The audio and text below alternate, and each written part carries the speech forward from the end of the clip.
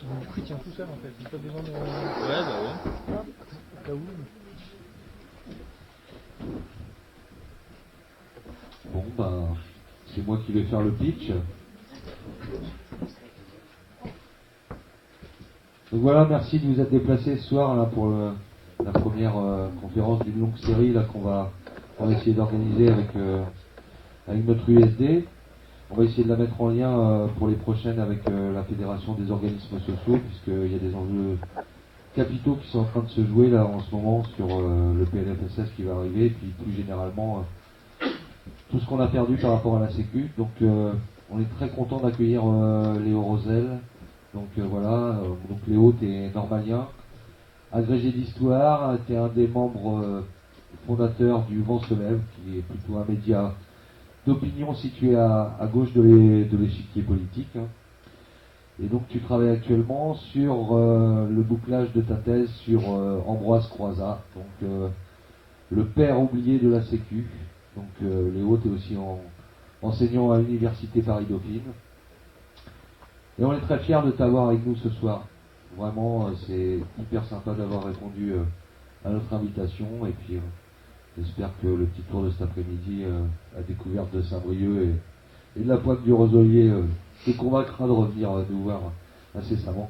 Donc, je vais présenter aussi Guillaume. Donc, Guillaume, qui est le secrétaire général de l'USD Santé Action Sociale des Côtes-d'Armor, qui va vous expliquer un petit peu pourquoi on en est venu à organiser des conférences, etc., etc. Donc je laisse la parole à monsieur Guillaume Salis.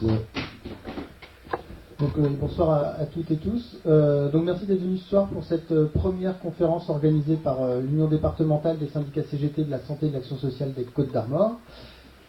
Cette soirée, elle s'inscrit pour nous dans le cadre de notre document d'orientation et tout particulièrement de notre objectif de reconquête d'une sécurité sociale comme clé de voûte d'un grand service public de la santé et de l'action sociale.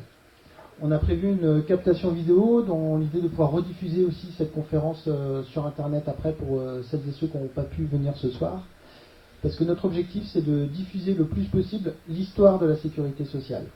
Parce que quand on comprend son histoire, on comprend aussi son potentiel révolutionnaire. On fête cette année les 80 ans de la sécurité sociale, et bien qu'elle ait été régulièrement attaquée depuis sa création, elle reste une formidable conquête de la classe ouvrière. On est également dans la période annuelle de discussion parlementaire du PLFSS, le projet de loi de finances de la sécurité sociale, qui est un symbole des attaques du camp du capital contre celui du travail sur le champ de bataille qu'est la sécurité sociale. Cette année particulièrement, le débat sur le PLFSS est l'occasion d'une bataille sociale de grande ampleur qui, espérons-le, ne fait que commencer. On a donc une bataille à mener pour la reconquête de notre sécurité sociale. Une sécurité sociale placée uniquement sous la responsabilité des travailleuses et des travailleurs, élus par les assurés, mettant fin au paritarisme, remboursant tous les soins de la naissance à la mort à 100% et prenant en charge la perte de l'autonomie et le handicap.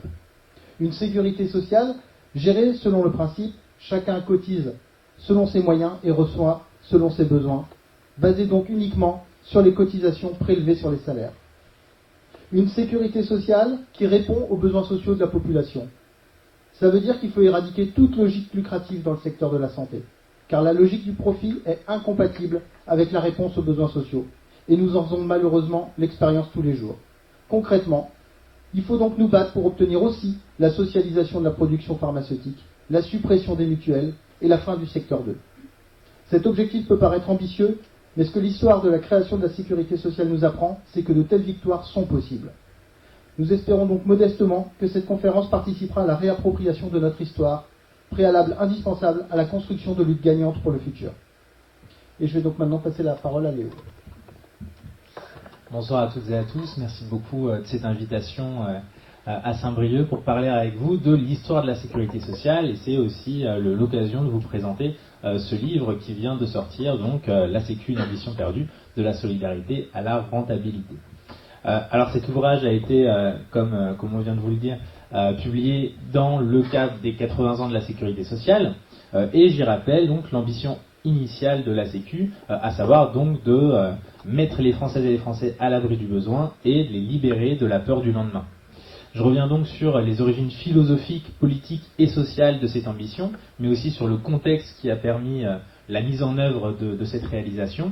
de cette réforme révolutionnaire, on pourra revenir tout au long de l'exposé sur ce terme, sur ses évolutions dans les décennies suivantes jusqu'à nos jours, et aussi sur sa place dans nos représentations collectives, dans nos mémoires, et notamment dans la mémoire militante.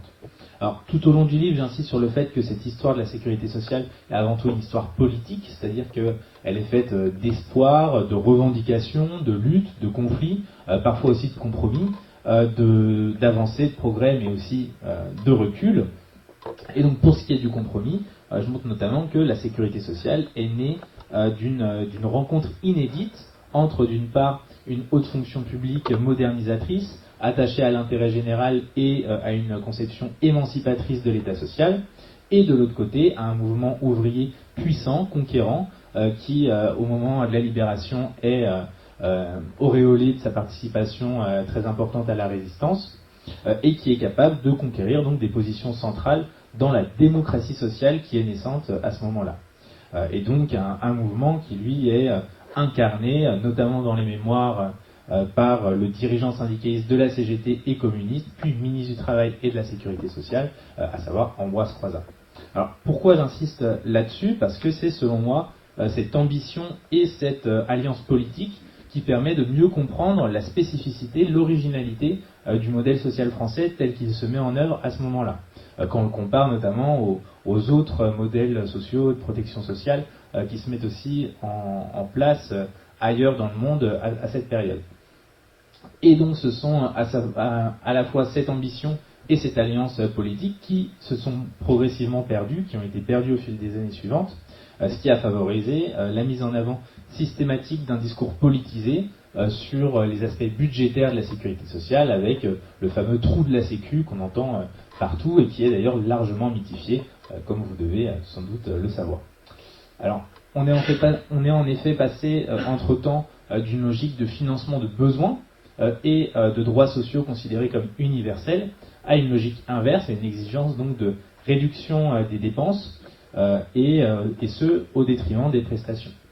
Dans le même temps, on a asséché les recettes de la sécurité sociale à travers une politique de la caisse vide, entre guillemets, justifiant ainsi la nécessité de réformer.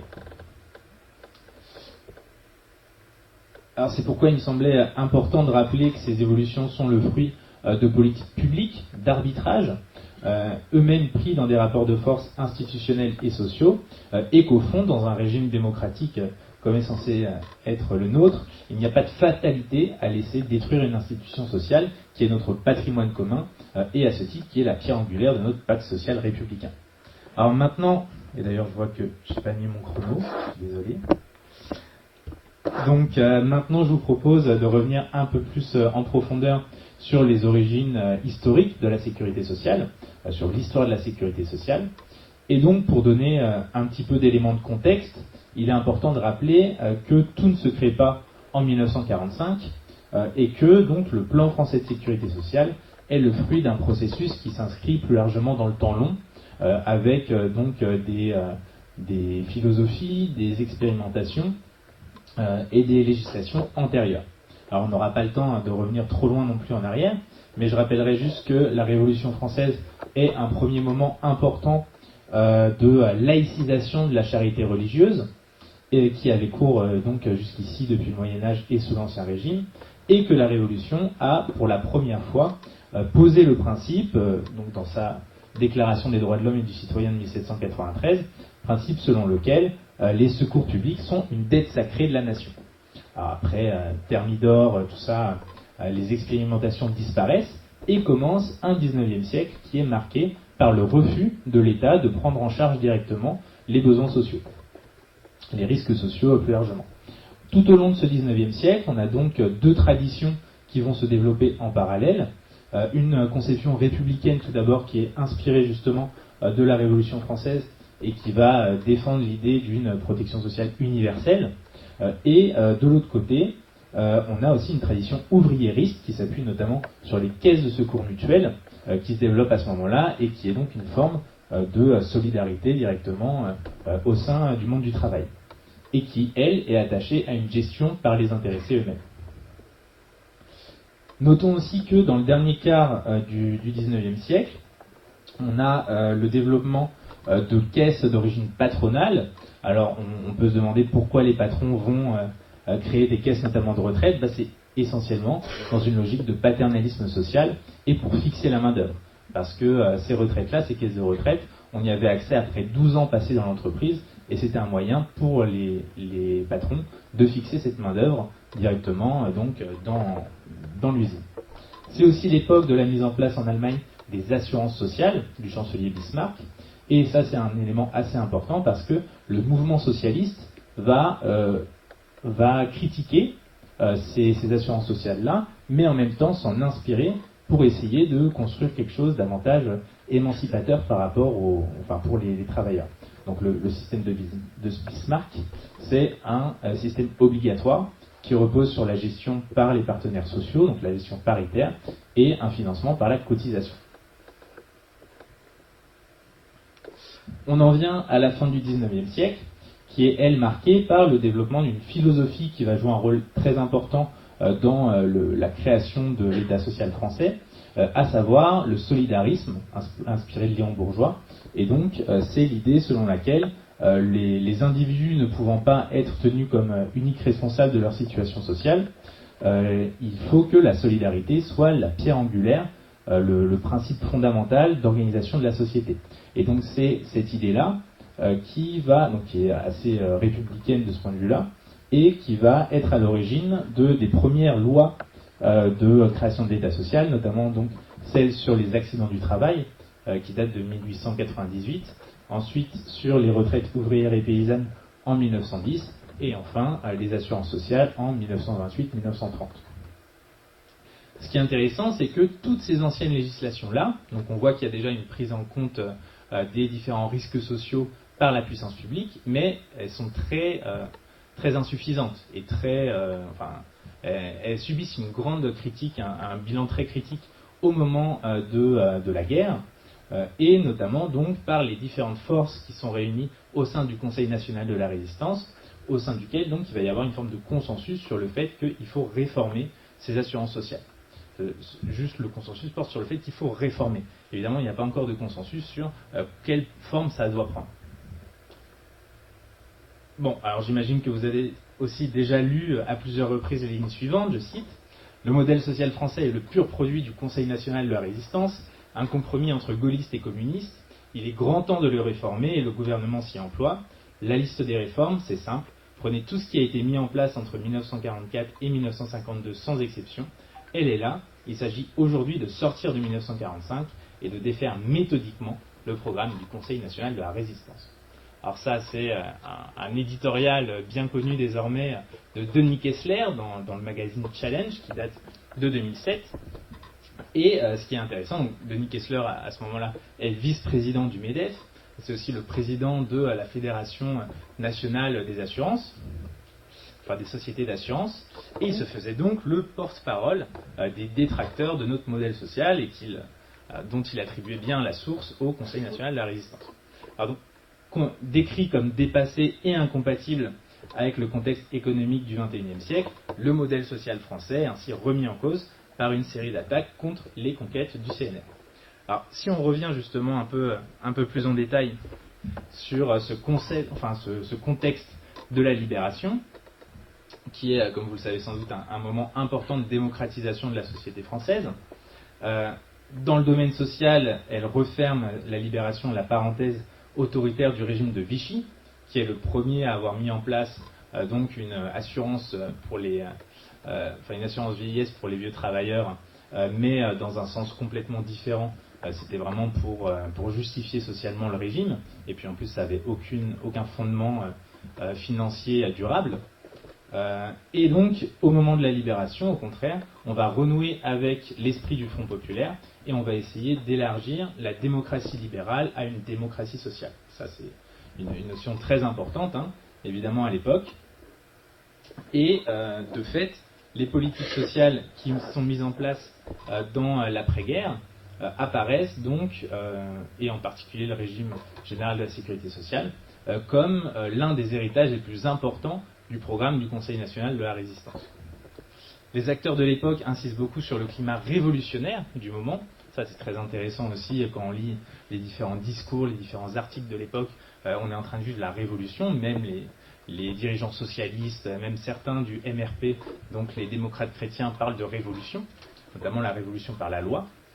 Et en même temps, donc, ça rend bien compte de l'hégémonie des forces de gauche à l'époque, que ce soit le Parti communiste français qui devient le premier parti de France, la SFIO et évidemment la CGT, qui est d'autant plus forte qu'elle est réunifiée. Et de fait, en confiant la gestion des caisses aux intéressés eux-mêmes, la sécurité sociale devait instaurer je cite, un ordre social nouveau. Ça, c'est une expression qui vient de Pierre Laroque, qui est le premier directeur de la sécurité sociale à partir de 1945. Il dit que la sécurité sociale doit instaurer un ordre social nouveau. Donc on voit bien toute cette portée. Et il dit également qu'elle doit reconnaître, il faut que les organisations syndicales se voient reconnaître une nouvelle place prépondérante dans la société. Il s'agit donc, avec ce régime général de la sécurité sociale, d'un mode d'organisation démocratique de la protection sociale et de la solidarité nationale, avec le fameux principe que tu disais tout à l'heure, de chacun selon ses moyens à chacun selon ses besoins, et qui couvre l'ensemble des risques sociaux de la naissance à la mort. C'est donc un modèle social qui est né d'un rapport de force, et qui a été imposé dans une certaine mesure par le mouvement ouvrier, qui repose sur un ensemble de lois et d'institutions qui, comme je le disais tout à l'heure, définissent et prennent en charge des droits sociaux qui sont reconnus comme universels.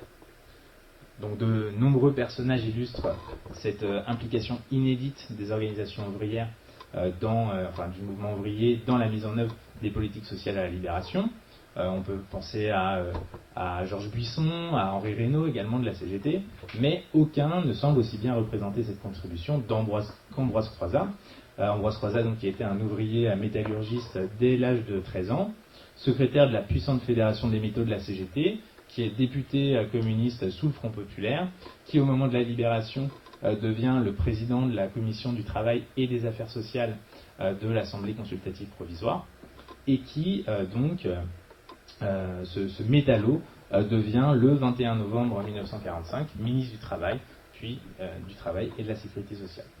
Alors ce que je vous propose maintenant, c'est d'évaluer comment la place de ces organisations ouvrières dans les institutions a permis de mettre en place, de mettre en œuvre ce régime général de la sécurité sociale, avec une rencontre donc un peu originale avec des hauts administrateurs qui sont modernisateurs, qui sont en tout cas attachés à l'intérêt général et à une conception émancipatrice de l'État social, et donc une mise en œuvre qui permet de redéfinir le modèle social pour le mettre au premier rang du progrès social. Alors déjà, il faut regarder ce qu'il en est de l'élaboration progressive de cette politique sociale, avec des projets qui naissent donc, comme je disais, dans la résistance. Vous le savez peut-être déjà, mais le ralliement des organisations de la résistance intérieure au général de Gaulle est un enjeu majeur dans l'affirmation de ce dernier comme le chef unique de la France libre, en tout cas le chef incontestable de la France libre. Et de Gaulle dresse alors des parallèles dans ses discours, déjà en novembre 1941, entre la sécurité, la libération nationale et la libération sociale, et la sécurité nationale et la sécurité sociale. Donc on voit qu'il prend à son compte, il n'est pas bête, il est assez intelligent politiquement, on parle quand même du général de Gaulle, et il sait que le moment politique veut, s'il veut arriver à cette position de chef incontestable, il faut qu'il fasse une sorte de pas vers le mouvement ouvrier. Les membres des organisations ouvrières qui participent à la résistance sont aussi associés aux différentes instances de la résistance, que ce soit à Londres, à Alger ou à Paris, de telle sorte que l'importance prise par les militants ouvriers dans la résistance permet de comprendre le contenu socialisant, voire révolutionnaire, des mesures qui sont recommandées par le CNR. Et on a une historienne qui s'appelle Claire Andrieux et qui estime ainsi, je cite, que l'on peut même se demander si la résistance n'a pas suivi le mouvement social plutôt qu'elle ne l'a devancé. Les grandes étapes de l'adoption du programme montrent le rôle décisif joué par les gauches dans ce processus. Alors ensuite, concernant plus précisément le programme du CNR, il est adopté dans la clandestinité le 15 mars 1944 et il prévoit déjà des mesures d'ordre politique et économique qui sont inspirées du planisme, mais aussi des mesures sociales et en particulier la mise en place d'un, je cite, un plan complet de sécurité sociale visant à assurer à tous les citoyens des moyens d'existence dans tous les cas où ils sont incapables de se les procurer par le travail, avec gestion appartenant aux représentants des intéressés et de l'État. Et donc on voit bien que tout un tas de détails ne sont pas encore réglés, notamment la question du financement, mais en tout cas on voit bien que l'importance prise par les communistes et les socialistes au sein du CNR explique ce contenu-là très progressiste, et ce qu'un autre historien, Henri Galland, nomme les tendances socialisantes des projets de la résistance présentés à la Libération. Intervient justement à ce moment-là la Libération. Le gouvernement provisoire de la République française hérite d'un pays en ruine et d'un pays divisé, qui subit, rappelons-le aussi, le rationnement jusqu'en 1949. Et lorsque Pierre Laroque, dont je vous parlais tout à l'heure, est nommé directeur des assurances sociales en octobre 1944, il ne dispose pas encore d'un projet très précis. Il y a les quelques lignes que je viens de vous lire du programme du CNR, mais il n'a pas de projet détaillé sur lequel s'appuyer. Donc il a juste ces lignes du CNR, la législation antérieure et d'autres exemples étrangers, notamment ce qui se passe au Royaume-Uni, pour essayer de mobiliser ces services autour et de penser un nouveau projet. En parallèle, l'Assemblée consultative provisoire se dote d'une commission du travail et des affaires sociales, qui, comme je vous le disais, est présidée par Ambroise Croizat. Mais ce qu'il faut aussi comprendre, c'est que les urgences du moment, c'est pas encore la sécurité sociale. La sécurité sociale, pour les gens, ça paraît comme quelque chose de très lointain. On va d'abord s'intéresser au salaire, à la question du ravitaillement, à la question de la reconstruction aussi avec la fameuse bataille de la production menée par le PC et la CGT. Et de ce point de vue-là, il faut attendre un peu plus tard, le printemps 1945, pour que cette dynamique d'élaboration des futures ordonnances portant création de la sécurité sociale s'accélère. Et de fait, on a une date importante, c'est le 31 juillet 1945, où le projet d'ordonnance est mis au vote à l'Assemblée consultative provisoire. Le rapporteur de cette loi, c'est un membre de la CGT, un ancien confédéré, à savoir Georges Buisson, et il fait tout un rapport dans lequel il insiste sur le fait que c'est une loi très importante, qu'il faut absolument qu'il y ait une forme d'unité qui s'opère autour. Et elle est adoptée dans la foulée par l'Assemblée, avec 190 voix pour, une seule voix contre, c'est celle d'un député de droite, le seul député de droite en fait, Joseph Denay, et à côté de ça, on a 84 abstentions. Alors c'est intéressant de voir qui s'abstient. Donc l'abstention, c'est essentiellement des membres de la CFTC et du MRP. Et donc, en fait, pourquoi ils s'abstiennent ? Ils s'abstiennent parce que la nouvelle... je vous vois un peu sourire, vous êtes taquin un peu. Pourquoi ils s'abstiennent ? Essentiellement parce que, comme je vous le dirai un peu plus tard par rapport aux détails, la sécurité sociale telle qu'elle est pensée à ce moment-là, elle repose sur une caisse unique. Or, dans l'ancienne législation, dans les assurances sociales, la CFTC, elle avait un rôle important, comme les mutuelles d'ailleurs, comme la mutualité, et donc ils se sentent un peu dépossédés de quelque chose, ils ne peuvent plus avoir de caisse confessionnelle, il y a déjà ça, et il y a aussi le fait qu'ils ont peur de la mainmise de la CGT par rapport à la représentativité syndicale, et ils sentent qu'ils n'auront aucun poids dans la gestion à venir, et donc c'est pour ça qu'ils font un peu barrage à cette gestion en caisse unique. Voilà. Et que donc l'abstention, pour eux, ne pas voter contre mais s'abstenir, ça permet à la fois de montrer un certain désaccord par rapport au projet sans le refuser complètement parce que ça aurait un coût politique important. C'est quand même une mesure du CNR, donc voilà, c'est un peu un positionnement dual qui leur permet de résoudre cette contradiction. Ce vote, justement, permet dans un second temps la promulgation des fameuses ordonnances d'octobre 1945, donc du 4 et du 19 octobre 1945. La première, c'est la plus importante, c'est celle qui va redéfinir les contours de l'institution, qui prévoit une réorganisation complète du système des assurances sociales, autour d'une caisse unique, justement, réunissant l'ensemble des risques sociaux, financés par cotisation et gérés par les intéressés eux-mêmes. selon donc ce fameux principe de démocratie sociale. Ce plan français de sécurité sociale est donc rédigé en grande partie par Pierre Laroque et ses équipes, donc de la Direction générale des assurances sociales, et il visait à réaliser en actes la devise nationale liberté, égalité, fraternité, et témoignait donc de cette volonté de faire advenir un ordre social nouveau. Pour sa part, la seconde ordonnance, celle du 19 octobre, elle va essentiellement régler le nouveau régime de prestations. Voilà, donc elle est un peu, on va dire, complémentaire. Plus qu'une institution étatique et imposée par le haut, on voit donc que la sécurité sociale, elle repose sur l'idée d'une émancipation des travailleurs eux-mêmes, à travers la gestion de ces caisses qui sont directement financées par le monde du travail. Donc, on n'est pas dans cette logique que propose l'expression d'État-providence. Ça tombe pas du ciel, hein, c'est pas imposé par le haut, mais au contraire, ça repose sur la vieille tradition d'entraide collective, donc du mouvement ouvrier. Et ça, Pierre Laroque, dans tout un tas de discours ou d'écrits, le dit bien. Il dit qu'elle est héritée des premières formes d'organisation du mouvement ouvrier et animée, je cite, par cette fois des taulins, des varlins, des pelloutiers, des mutualistes et des syndicalistes, par cette foi qui a été et restera à la base de toutes nos révolutions. Donc on voit qu'il inscrit bien ça dans l'histoire du mouvement ouvrier et que c'est ce qui justifie le fait que ce ne soit pas géré directement par l'État. Ce qui est intéressant, un conseiller d'État, il travaille dans les ministères depuis les années 30 et il est vraiment attaché à cette idée que la sécurité sociale doit être quelque chose à part, qu'elle ne doit pas être directement gérée par l'État mais par les travailleurs eux-mêmes. Et d'ailleurs, il ajoutait en conclusion de ce discours qui date de mars 1945, car c'est une révolution qu'il faut faire, et c'est une révolution que nous ferons.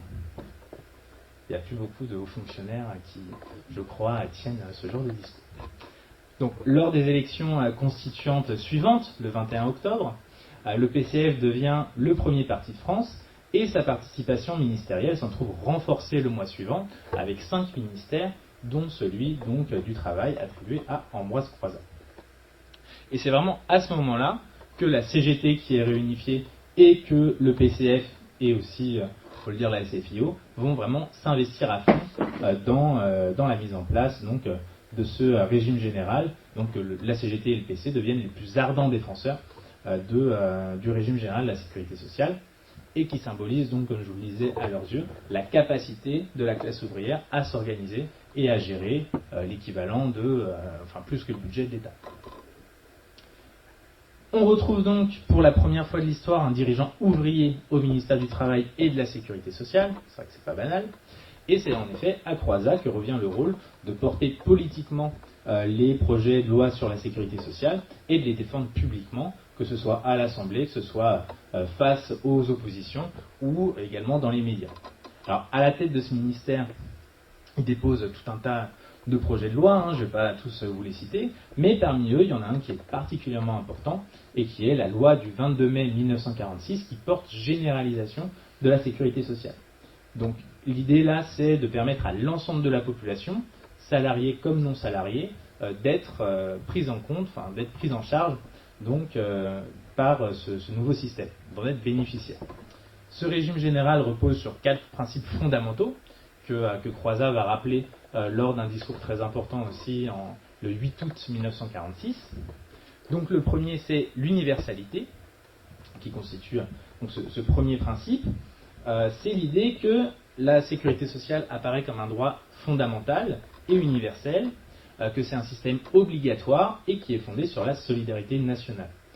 C'est l'idée qu'elle doit couvrir l'ensemble des Françaises et des Français, de la naissance à la mort, sans exception, et c'est un horizon d'ailleurs qui était prévu par la loi du 22 mai 1946, même si il y a un article qui limite la portée de cette loi en disant qu'elle sera vraiment appliquée à partir du moment où la productivité aura atteint 110% de celle de 1938. Bon, bref, on voit qu'il y a déjà un article qui conditionne la réalisation de cet objectif à des questions budgétaires, mais c'est quand même une ambition qui est partagée et qui est affirmée à ce moment-là.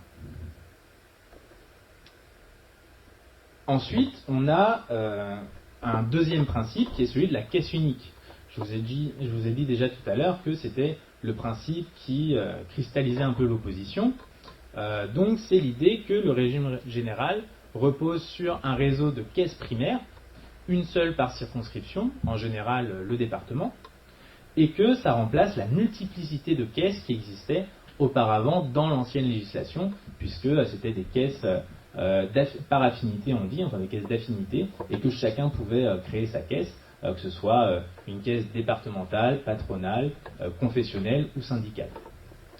Et donc là, désormais, l'ensemble des risques sociaux, que ce soit la maladie, la maternité, les accidents du travail ou la vieillesse, devaient être pris en charge par une caisse unique.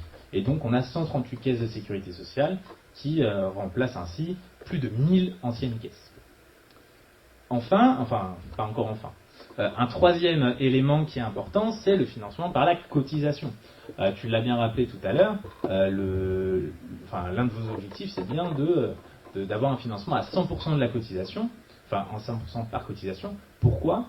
Parce que le fait de ne pas dépendre du budget de l'État, mais d'avoir un financement qui repose sur la cotisation, ça permet d'être indépendant vis-à-vis des arbitrages budgétaires de l'État.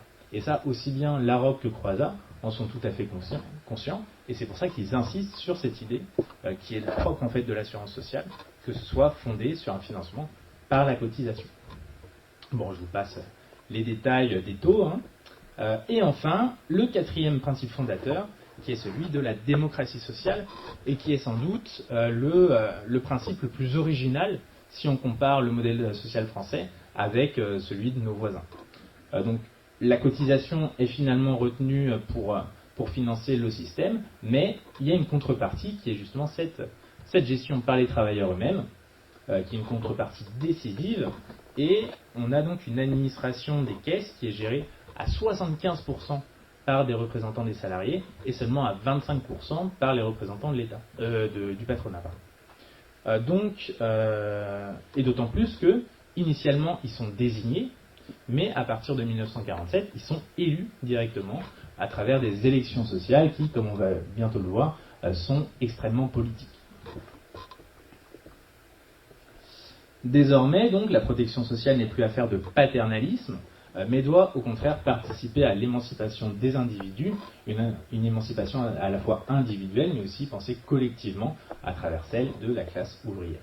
Il y a aussi, ça je ne l'avais pas mis, mais il y a un passage de discours de Larocque qui est très intéressant, où il dit que l'inégalité de classe, plus exactement, l'incapacité à se projeter dans l'avenir à cause de la peur du lendemain, est l'une des explications, en tout cas un moteur de l'inégalité de classe, et que la sécurité sociale, en supprimant cette peur du lendemain, va permettre de réduire aussi, au-delà de l'aspect redistributif, cette inégalité de classe. Donc le régime général reprend ainsi les revendications principales d'une longue tradition issue de la Révolution française et du mouvement ouvrier. Et bon, à part la sécurité sociale et le système de retraite, on peut aussi citer parmi l'héritage de cette période et du ministère de Croizat, les comités d'entreprise, la médecine du travail, la suppression de l'abattement de 10% sur les salaires féminins, parce que jusqu'ici les salaires féminins avaient un abattement automatique de 10%, là il y a la suppression, le doublement des allocations familiales, la réglementation des heures supplémentaires, etc. Bon, et pour ce qui est de la mise en œuvre sur le terrain, elle est largement le monopole de la CGT. Vous allez vite, on va vite comprendre pourquoi, et vous avez déjà eu les éléments par rapport à la CFTC.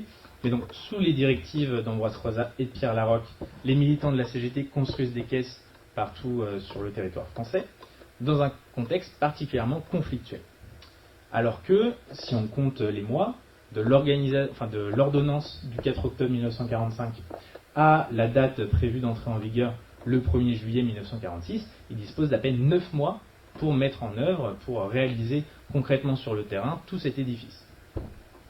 Et c'est pourquoi Henri Galland, dont je vous parlais tout à l'heure, l'historien, relève que, je cite, la position prépondérante de la CGT et le refus initial de la CFTC de coopérer à la gestion des caisses aboutir à créer un véritable monopole de gestion au profit de la CGT à prépondérance communiste. Et en effet, loin d'être une mesure consensuelle comme on l'entend parfois, la sécurité sociale est révélatrice des tensions croissantes dans la société française à la Libération, tant dans le champ politique que dans le champ syndical, et qui remettent donc dès lors en cause sa réalisation. Parce que les oppositions, les divisions allant croissantes, c'est toute la réalisation de l'édifice qui est remise en cause.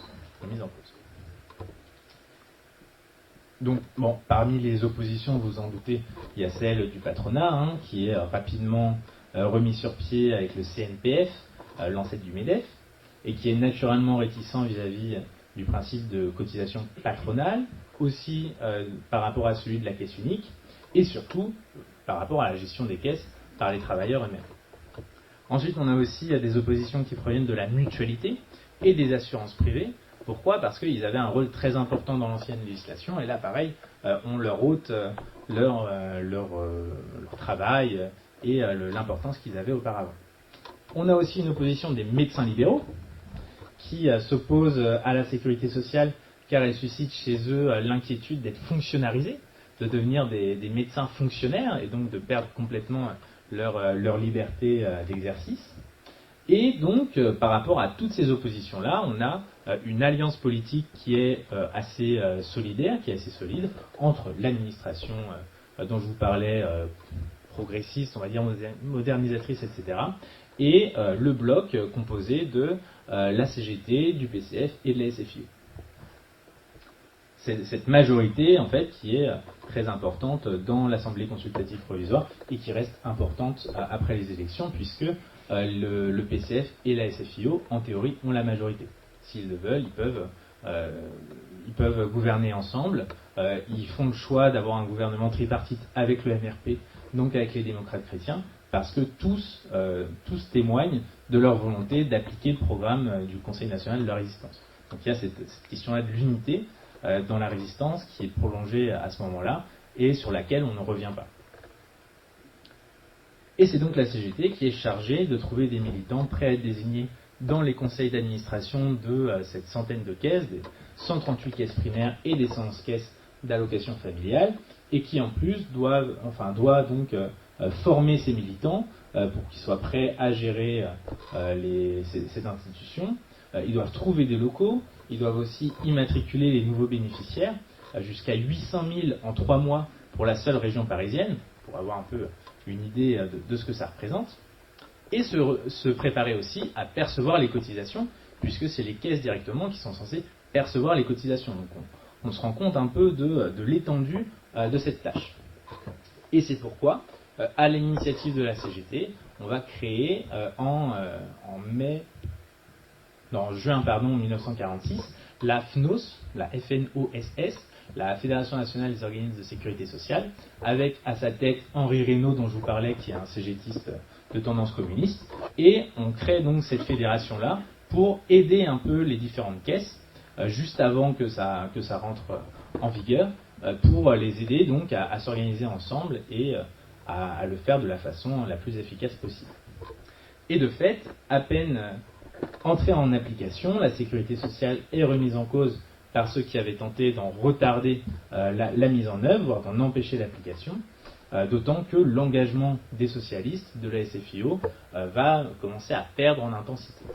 Et donc on en vient à un troisième moment, en quelque sorte, des choses un peu moins joyeuses, donc d'espoir en désillusion.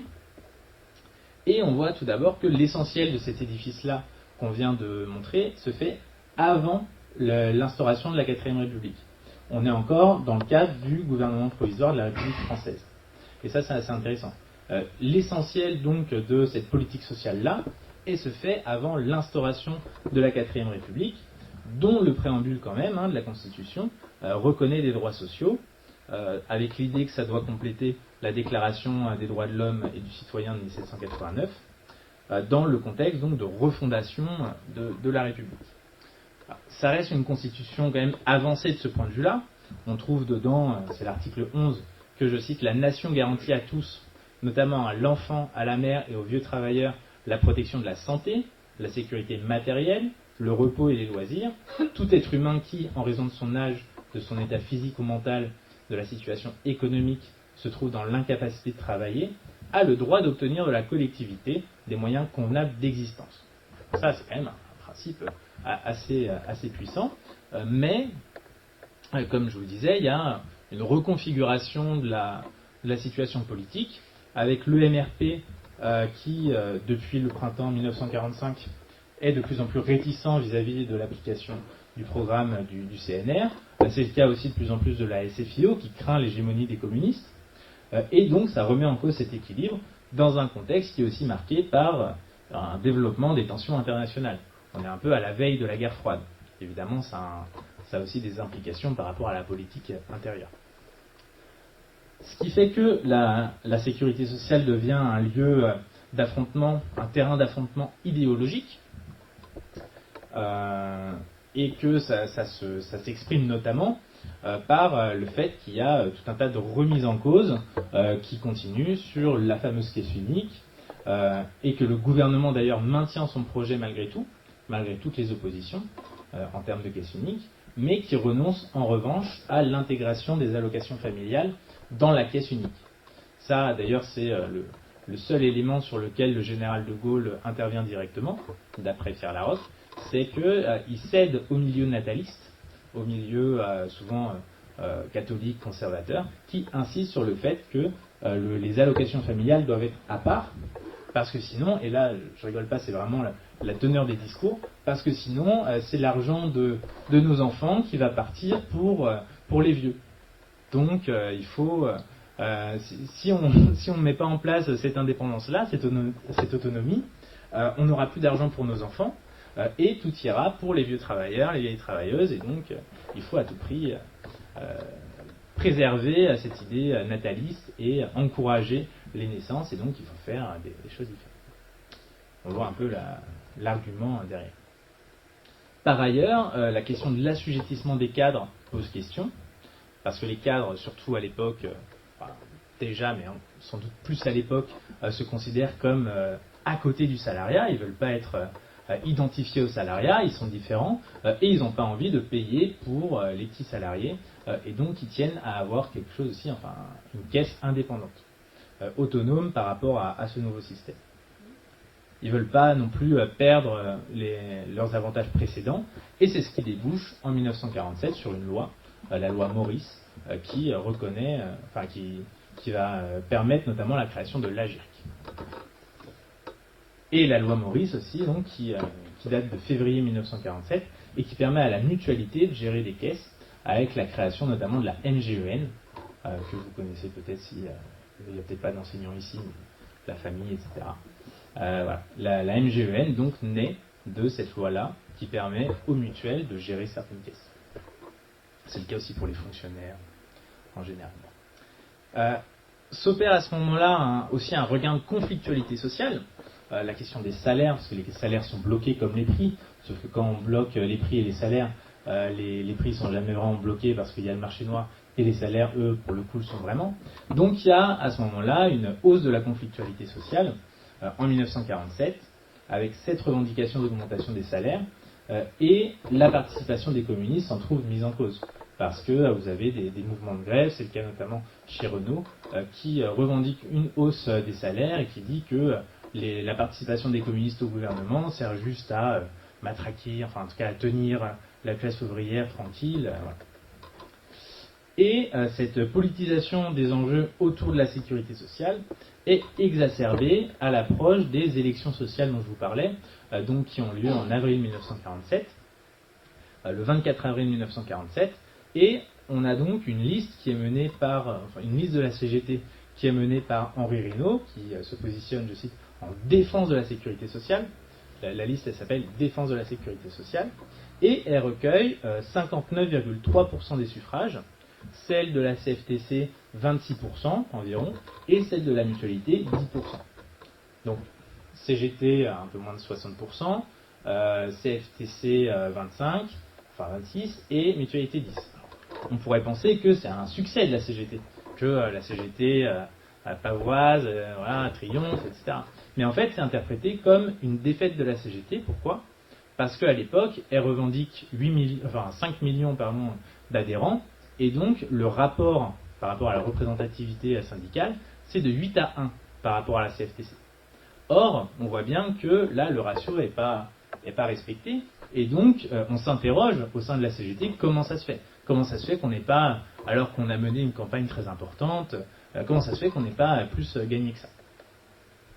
Et donc la réponse qui est apportée, c'est que il y a un décalage de plus en plus important entre les organisations CGT, PCF et la classe ouvrière, et donc il faut faire attention, et c'est vraiment ça qui va remettre en cause au sein du PCF et de la CGT elle-même la participation des communistes au gouvernement.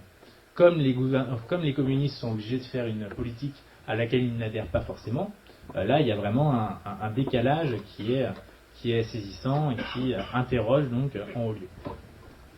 Et c'est ce qui fait dire aussi au fameux Henri Galland que ces élections eurent le caractère d'élections politiques, c'est censé être des élections sociales à la sécurité sociale.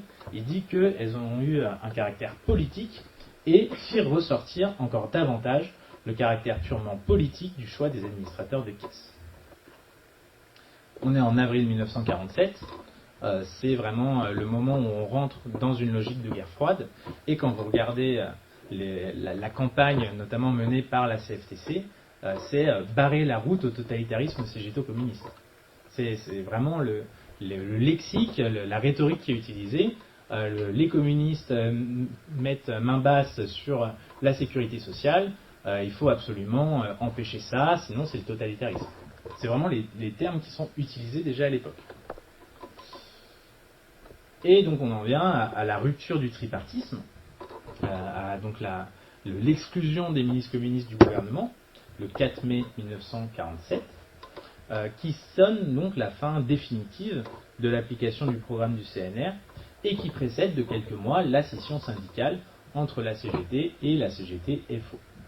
Et d'ailleurs, dans un article publié dans le Guide du métallurgiste, je ne sais pas s'il y a des métallos ou des métallotes, donc c'est l'organe de la Fédération des travailleurs de la métallurgie, il explique, Croizat, j'entends, excusez-moi, à sa base les raisons de son départ du gouvernement, et donc il écrit, il devenait impossible dans de telles conditions à un militant ouvrier qui n'a pas oublié son origine de continuer à être ministre du Travail. La révocation dont nous fûmes victimes nous honore, car elle consacre une fois de plus notre fidélité envers tous les travailleurs. En reprenant mon poste à la tête de la Fédération des travailleurs de la métallurgie, je dis à tous mes camarades, rien n'est changé, la lutte continue pour un avenir meilleur. Donc on voit qu'il justifie vraiment cette sortie du gouvernement par le fait qu'il y a une opposition de plus en plus systématique entre la position des ministres communistes et celle des autres ministres, que ce soit du MRP ou de la CFTC, ou du SFIO. Bon, voilà, je vous passe le reste, mais ce qui est intéressant, c'est que à partir de ce moment-là, dès lors qu'ils sont complètement dans l'opposition, le PCF et la CGT s'opposent frontalement à la nouvelle orientation qui est prise, parce qu'il y a une nouvelle loi en 1948 qui va complètement supprimer celle de mai 1946 sur la généralisation. Donc c'est vraiment le PCF et la CGT qui vont s'y opposer frontalement, alors que le ministère du Travail passe au socialiste Daniel Mayer et s'apprête à devenir le monopole du MRP, pour reprendre l'expression de Bruno Bétoir, parce qu'ensuite, après Daniel Mayer, c'est le MRP, et notamment Paul Bacon, qui vont être à la direction du ministère du Travail pendant plus de 10 ans. Voilà, en conclusion, je propose de passer à la conclusion. Il est déjà 21h et il y a un apéro apparemment qui nous attend. Donc, en conclusion, ces quelques années à la libération, de la libération à la rupture de 1947, ont permis un bilan considérable, si on regarde ce qui a été réalisé sur le plan social. Ça a constitué véritablement la matrice du modèle social français. Ce bilan a été permis par une alliance, comme je vous le disais, entre la sociale et l'État social, si on veut utiliser ces termes. Donc entre un mouvement ouvrier puissant et revendicatif d'un côté, qui est incarné par Croizat, et un État social émancipateur, on peut dire, une haute fonction publique modernisatrice, incarnée par Pierre Laroque. La CGT a quant à elle représenté le principal soutien du projet de l'administration, sans s'interdire d'ailleurs d'émettre des propositions ou des critiques pour améliorer ici et là le projet. Et on voit bien là aussi une forme d'acculturation à la pratique de la négociation qu'on peut trouver donc à ce moment-là dans la CGT, une forme de participation aussi aux institutions qui rappelle de ce point de vue-là la période du Front populaire. Je ne vous ai pas parlé aussi des conventions collectives qui, pareil, sont améliorées à ce moment-là, puisqu'elles datent de base de 1919, mais elles n'avaient jamais vraiment été appliquées jusqu'ici. Bon, bref. Mais ça fait aussi partie de tout ce package qui est réalisé à cette époque. De son côté, la multipositionnalité d'Ambroise Croizat, le fait qu'il occupe plein de positions différentes, syndicales, politiques, gouvernementales, ça a pu aussi, je pense, participer à la réussite, mais malgré les limites, à la réalisation donc de ce régime général de la sécurité sociale. Et puis bon, ensuite, vous connaissez les évolutions, la libéralisation, l'étatisation, je pense que, voilà. On peut s'arrêter là, je pense.